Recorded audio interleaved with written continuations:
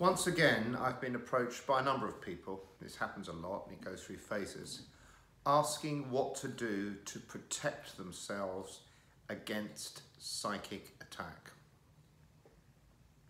Now this is a complex and long subject because it involves different layers of things, but what I want to just share in this brief video is some key principles that are necessary and will help anybody who may be under any kind of attack to maintain their equilibrium and their good state of health, mind and well-being, okay? So the first thing I just want to say is, what is psychic attack? Well, psychic attack is basically anybody that sends a negative or dark or jealous, obsessive or attacking vibration can loosely be described as sending psychic attack. So if you think something bad about someone or angry and jealous of them, for example, then they may well feel your negative energy. Or if someone does it to you, you may well feel or sense their negative energy. We've all been in a party or in a classroom or in a restaurant or in some kind of place where somebody hasn't been very nice to us for whatever reasons. Perhaps it may feel quite personal. When we get that sense, it doesn't feel good, it feels bad, and it puts us perhaps in a dark mood. That loosely can be described as psychic attack. However, if you think of those principles, for those people that understand and know how the light body works and understands and knows how our energy field works, it is possible for them to take those principles to another stage. In other words, make the psychic attack more direct and particular and specific. So there are different levels of it, and I have dealt with all sorts of levels of it.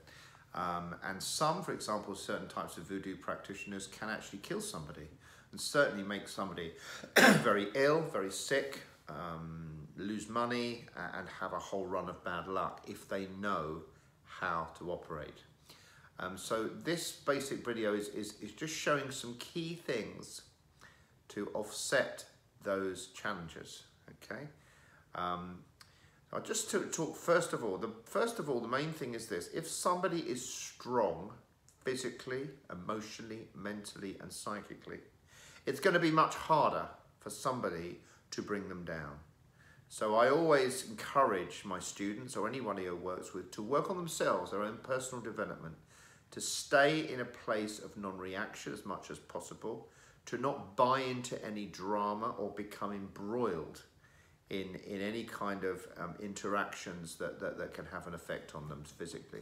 Now I know that's not always possible, and sometimes we do have to get involved and fight, but in general, the advice is this: to stay vertical. And verticality, which I've described many times, is when all the chakras are vertically aligned to source, so that we step outside of attachments to people, places, outcomes and things. Most psychic attack, in the general sense of the word, occurs when somebody says something nasty to us and disturbs us.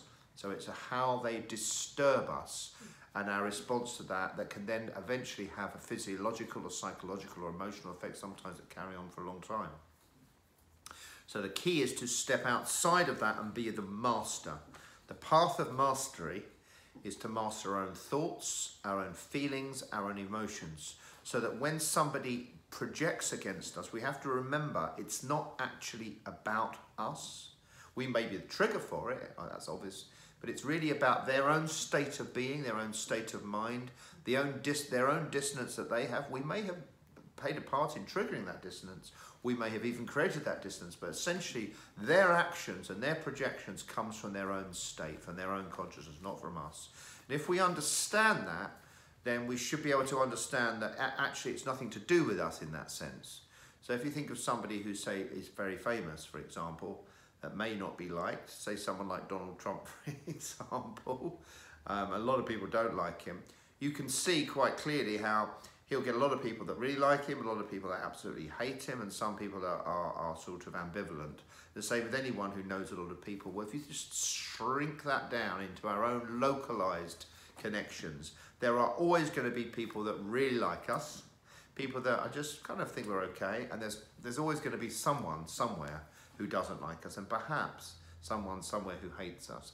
And the more high profile we are, and the more authentic and outspoken we are, statistically, the more people there are going to be out there who both like us strongly and also dislike us strongly. That's just the nature of the beast, okay? So accept it, it's part of life. The key is not to get caught up in the stuff, because I'm not suggesting that we go to the lowest common denominator, we live a bland and boring life and stimulate no one, because that is one way of doing it. What I'm suggesting is that we work on ourselves and we prune our lives of negative people. If people are attacking us, look at our own stuff, but then prune them from our lives, reduce the associations with them.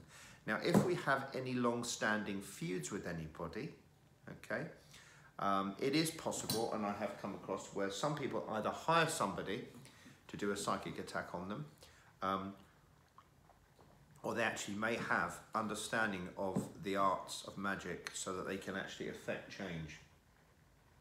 These changes are affected, let me just make it very clear, these changes are affected by a simple, even though the mechanics may be complex, these changes are affected by a simple set of principles, the change in vibrational field that interfaces and disturbs our own energy and can create negative results. So for example, a complex voodoo practitioner, for example, in Africa, for example, and Africa's not the only place that does psychic attack, every country in the world does. I'm just giving you this as a simple example, it could be African. They often use animal sacrifice, and what they do is they use animal sacrifice to release the spirit of the animal, which they then attempt to control under ritualistic circumstances. So that spirit acts as what we call a servitor, okay? In other words, a servitor to act out and interrupt our plane of reality, maybe thousands of miles away. That's how it works. So the question is, how do we protect ourselves against that? Well, when it's serious, dangerous voodoo, do come and see me and I will help you. But where it's in general, okay, what I would say is a few simple things to do, okay? If you're a Reiki practitioner, pump the Yin point regularly and keep the central flow of energy from the crown to the base going all the time. Pump regularly, it does strengthen the light body. Remember, the stronger the light body, the less effective a projection is against somebody. If somebody is weak, if somebody is tired, if somebody is stressed, if somebody is drinking a lot of alcohol, taking recreational drugs, having a lot of promiscuous sex, is out of control with their life, they're going to be weaker. It's just the fact. So the thing is, maintain good health, good nutrition, pump the Yin point, do the Reiki on yourself to keep your chakras clear. If you're not attuned to Reiki, that doesn't matter. There's lots of other things you can do. Keep your energy of your house clean and clutter-free, okay? Clean and clutter-free. In other words, keep it nice and clean, clean the floors regularly, vacuum regularly, light sage, light Palo Santos, light pinon, light incense, keep the windows open, keep lots of fresh plants in your area, and call in your own guides and masters to help you. Always have the humility to call in your own guides and masters to please protect you. Now, if you are Reiki attuned, like Reiki level 2, I would definitely do the power symbols on the ceilings and the walls. If you're a Reiki master level, I would do all 6 symbols. And if you're attuned to any other similar kind of healing or expanded healing modalities, I would do the symbols regularly, okay, and ask for help. Second thing is, learn not to fear, okay? Fear is the biggest thing that negative psychic attacks are based on. So, for example, I don't know if you remember being at school, there are lots of little superstitions that kids would do against each other and say, you've been boxed, or you've been this, or you've been that. And of course, if the child is vulnerable, if the child is a little bit scared, then they might start, something goes wrong, and then they start to buy into that reality, that thinking that somehow they've been boxed, thinking somehow there's been bad luck against them. I see this quite a lot. A lot of clients come into me and they think they've been boxed by their grandmother, or think, in fact, actually, when I look into their field, I can see that it's actually not the case. Quite often, it's not the case. In fact, more often than not. It's something in their head that there's been some little meme has been projected, some little virus in their mind has been projected, and they start to feed that and give it oxygen. So, just like with the cancer, what we do is we take away the oxygen of that meme. We don't feed it. We realise that it is actually nonsense. In most cases, it is nonsense, because unfortunately this is the case. In most cases, people simply do not have the wherewithal. They do not have the ability to actually transmit a complex set of negative magical energy. Some do, most don't. Okay, so don't worry too much about stuff like that. The second thing is, don't react when somebody hits you with anger and stuff like that. Deflect it. Okay, the King Solomon said, a quiet answer turns away rage, and a mild reply is like heaping hot coals on your enemy's forehead. Don't give it oxygen. Don't get caught up in drama. Don't get caught up in fighting, because unless it's absolutely necessary, avoid and just deflect. Just like a great martial artist would do. In complex, they deflect the energy. Okay, they don't lose their temper. Don't lose your temper, and just deflect. Now, on a practical level, what I would suggest is, if somebody is giving you a hard time and is repeated, and we all know this, just do this.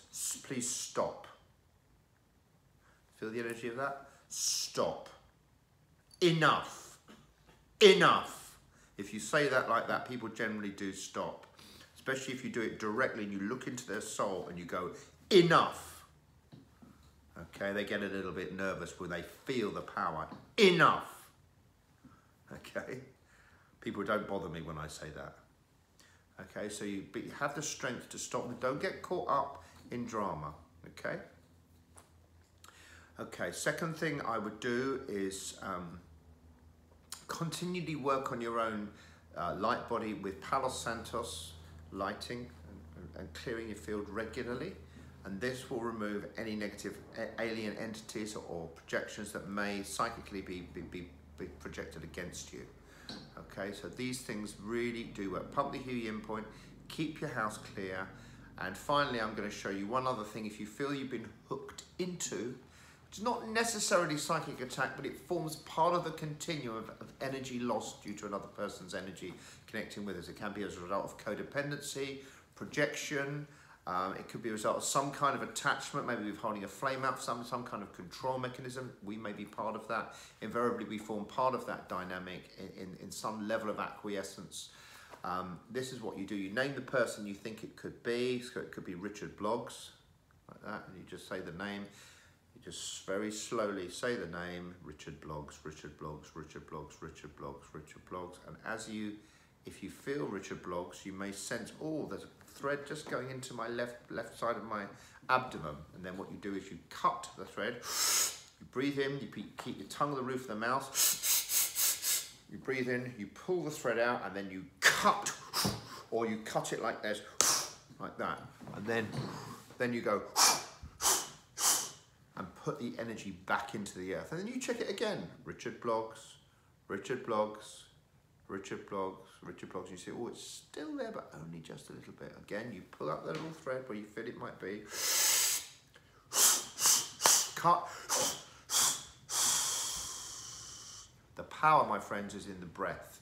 Learn to use the breath in a positive way, in a proactive way, and you really can become the master of your own field. So always use the breath and imagine, okay, around you, a golden dome of protection filled with golden cosmic fire. An impenetrable golden dome protection. Feels strong.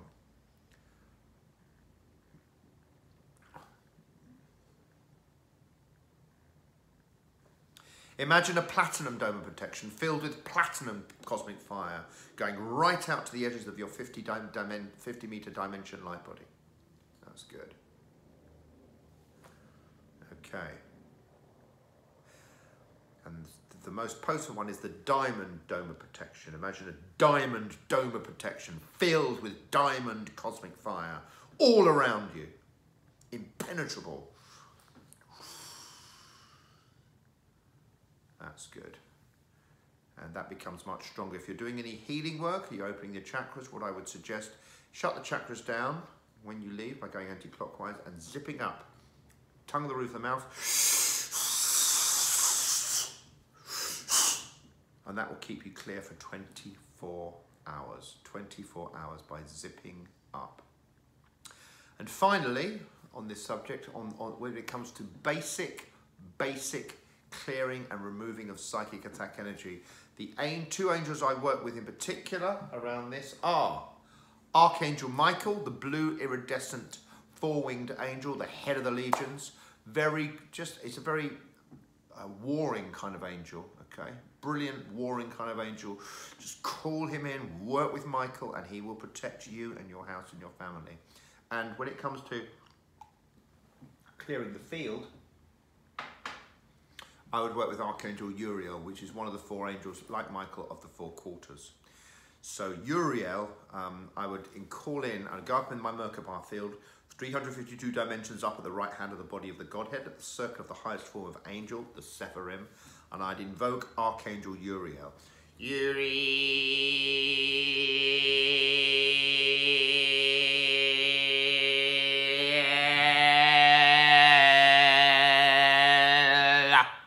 I call in Archangel Uriel and I'd please say, from my heart, Uriel, I'm humbly requesting your assistance to enter the golden synthesis ashram of Archangel Uriel, 352 dimensions up at the right hand of the body of the Godhead. And I might take my client in etherically into this place.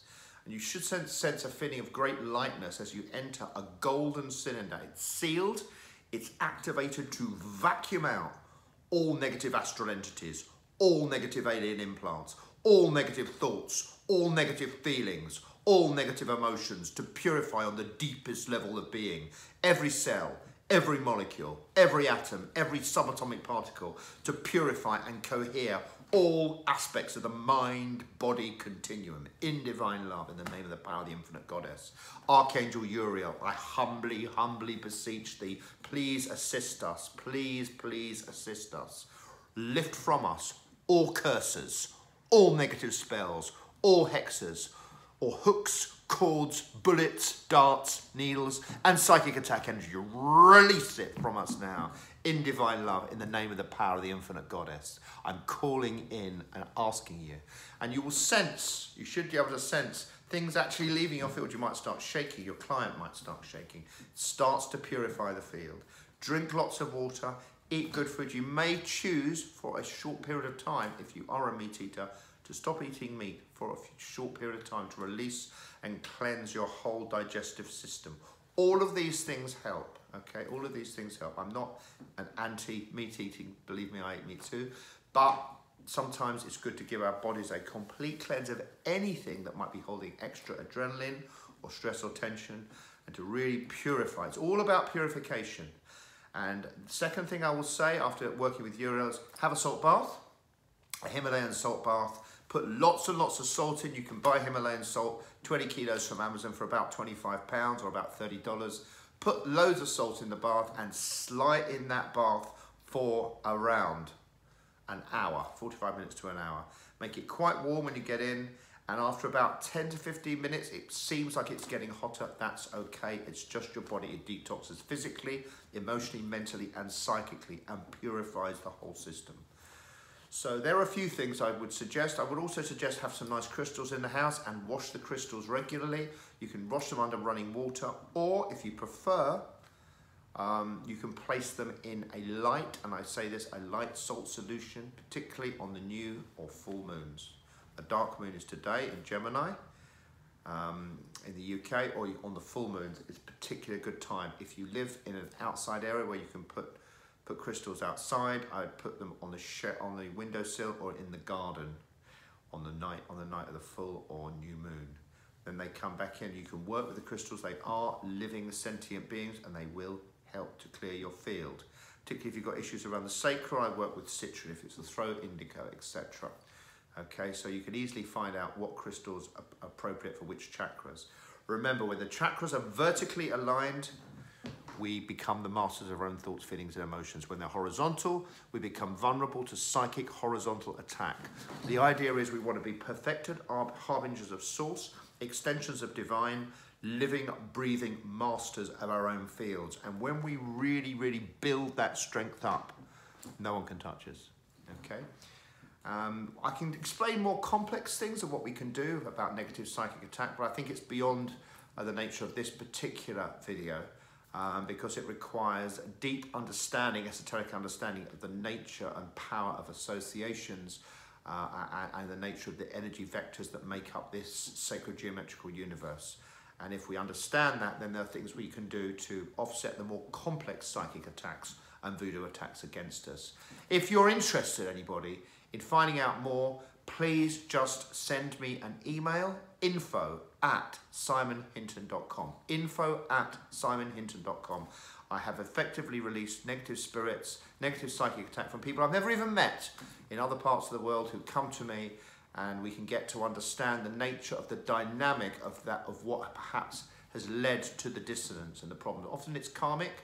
The idea is we come in, we find out the underlying matrix that has enabled such contamination and dissolution of energy, and the idea is we rebuild and get people back into the verticalized state as perfected extensions of Brahma, or as divine living beings, connected and reflecting in peace and harmony.